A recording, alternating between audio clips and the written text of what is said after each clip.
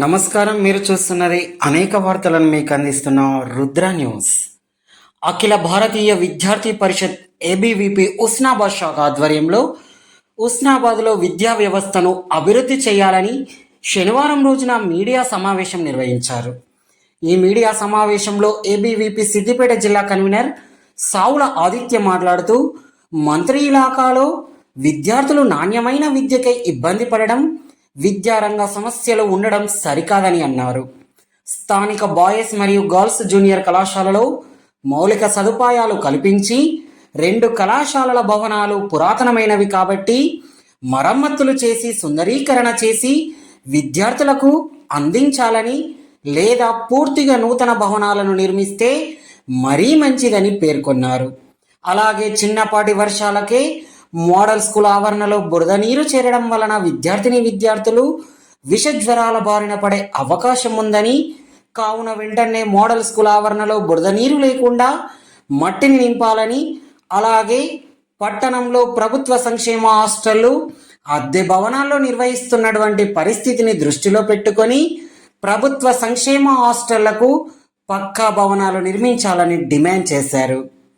అదేవిధంగా ఇంజనీరింగ్ కళాశాల విద్యార్థులకై ఉన్నటువంటి హాస్టల్లో సర్దుబాటు చేయడం కాకుండా స్థానికంగా ప్రభుత్వ ఎస్సీ పోస్ట్మోట్రిక్ హాస్టల్ లేదనే విషయాన్ని దృష్టిలో పెట్టుకొని ఉస్నాబాద్కి ఎస్సీ పోస్ట్మోట్రిక్ ప్రభుత్వ సంక్షేమ హాస్టల్ని కేటాయించాలని, అక్కన్నపేట మండలంలో జూనియర్ కళాశాలను కేటాయిస్తామని చెప్పి 22 నెలల నుండి కాలయాపన చేస్తూ గిరిజన విద్యార్థులను మోసం చేయడం మానుకొని అక్కన్నపేట మండల కేంద్రంలో ప్రభుత్వ జూనియర్ కళాశాలను ఏర్పాటు చేయాలని డిమాండ్ చేశారు. ఈ సమస్యలన్నింటినీ పరిష్కరించాలని సంబంధిత అధికారులకు అనేక మార్లు వినతి పత్రాలు అందించినప్పటికీ అధికారులు నిమ్మకు నీరెత్తినట్లు వ్యవహరిస్తున్నారని, విద్యా వ్యవస్థను పట్టించుకోకుండా విద్యా వ్యవస్థను నిర్వీర్యం చేసే ప్రయత్నం మానుకోవాలని, అభివృద్ధి చేయాలని కోరారు. ఈ ఉస్నాబాద్ విద్యారంగ సమస్యలను వెంటనే పరిష్కరించాలని, లేని ఎడల ఏబీవీపీ ఆధ్వర్యంలో పెద్ద ఎత్తున ఆందోళన కార్యక్రమాలు చేపడతామని హెచ్చరించారు. ఈ కార్యక్రమంలో జిల్లా హాస్టల్స్ కన్వీనర్ రాజేష్, నగర కార్యదర్శి భీమగోని చరణ్, ఉపాధ్యక్షులు రాహుల్, సంయుక్త కార్యదర్శి అంజీ, విద్యార్థులు తదితరులు పాల్గొన్నారు. నమస్తే, నా పేరు ఆదిత్య, ఏబీవీపీ సిద్దిపేట జిల్లా కన్వీనర్. ఈరోజు ఈ యొక్క విలేకరుల సమావేశం నిర్వహించడానికి గల కారణం, ఈరోజు ఉస్నాబాద్ ప్రాంతంలో విద్యా వ్యవస్థ పూర్తిగా నిర్వీర్యమైనటువంటి పరిస్థితి.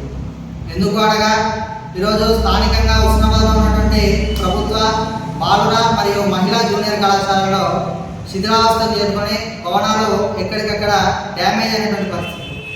ఆ యొక్క శిథిలావస్థకు చేరుకున్నటువంటి కట్టడాలను వెంటనే మరమ్మతు చేసి సుందరీకరణ చేసి విద్యార్థులకు అందజేయాలని, లేని ఏడల కొత్త భవనాలను నిర్మించి విద్యార్థులకు అందిస్తే మరీ మంచిదని చెప్పేసి విద్యార్థి పరిషత్ ఉన్నది.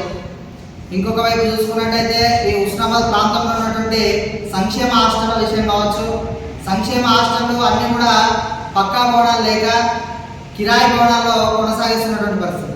ఈ యొక్క కిరాయి భవనాలు కూడా అద్దెలు కట్టలేని పరిస్థితుల్లో ఈ యొక్క హాస్టల్ ఉన్నాయి. కాబట్టి ఈ యొక్క ఉస్నాబాద్ ప్రాంతంలో ఉన్నటువంటి సంక్షేమ హాస్టల్ అన్నింటినీ కూడా పక్కా భవనాలు కేటాయించి వెంటనే నిర్మించి అందులో షిఫ్ట్ చేయాలని చెప్పేసి విద్యార్థి పరిషత్ డిమాండ్ చేస్తుంది.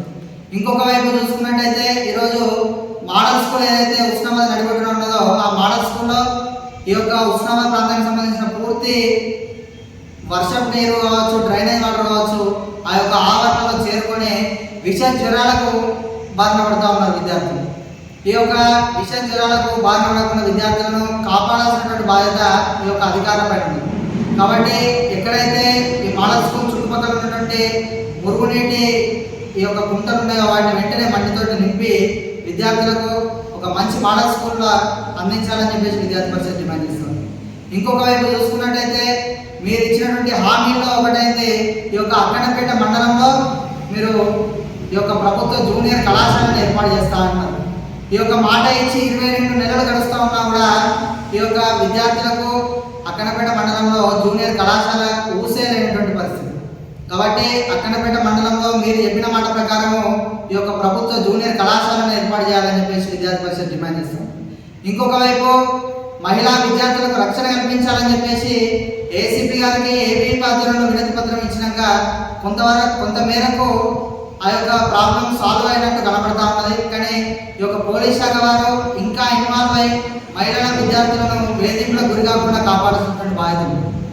ఈ యొక్క విద్యార్థి పరిషత్ ఈ యొక్క హాస్టల్ విషయంలో కావచ్చు, ఈ యొక్క ప్రభుత్వ జూనియర్ కళాశాలకు పక్కా గోడల విషయంలో కావచ్చు, లేకపోతే మండల కేంద్రంలో జరుగుతున్నటువంటి మహిళల పైన జరుగుతున్నటువంటి విషయాన్ని పోలీస్ వారికి దృష్టికి తీసుకెళ్లడంలో కావచ్చు, లేకపోతే అక్కడపేట మండలంలో ప్రభుత్వ జూనియర్ కళాశాలను ఏర్పాటు చేయాలన్న విషయం కావచ్చు, ఈ అన్ని స్థానిక విద్యారంగ సమస్యల పైన అనేక సార్లు స్థానిక అధికారులకు, ఈ యొక్క జిల్లా విద్యాధికారులకు వినతి పత్రాలు అందజేసినప్పటికీ కూడా ఈ యొక్క ప్రభుత్వ అధికారులు ఈ యొక్క సమస్యను పట్టించుకోకుండా విద్యా వ్యవస్థను పూర్తిగా నిర్వీర్యం చేస్తూ ఉన్నాం.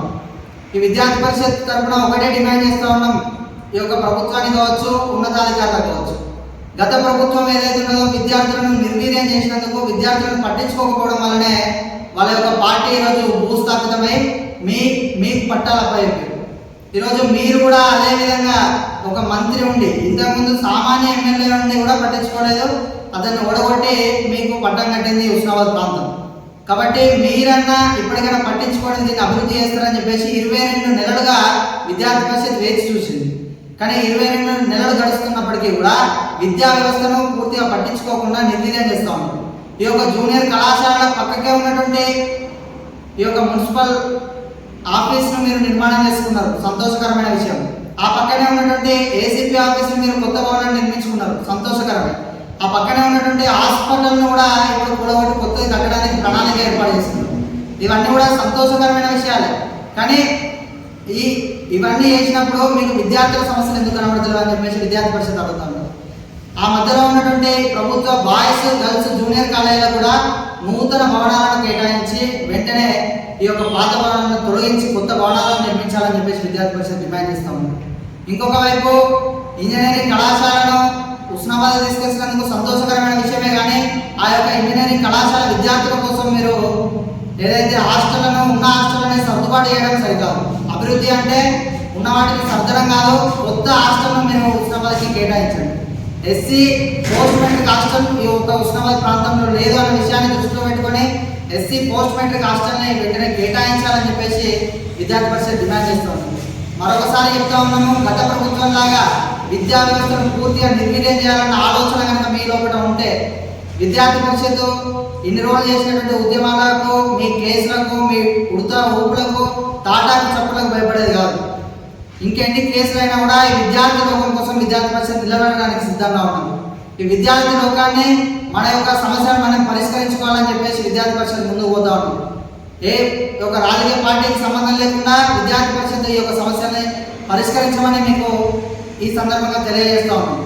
అయ్యా మంత్రి పొన్నం ప్రభాకర్ గారు, ఇప్పటికైనా మీరు చొరవ తీసుకొని ఈ హుస్నాబాద్ ప్రాంతంలో విద్యా వ్యవస్థను పటిష్టంగా నిర్మించడానికి ఇప్పుడు మీకు చెప్పినటువంటి సమస్యలన్నింటినీ కూడా పరిష్కరించాలని చెప్పేసి విద్యార్థి పరిషత్ డిమాండ్ చేస్తూ ఉన్నది.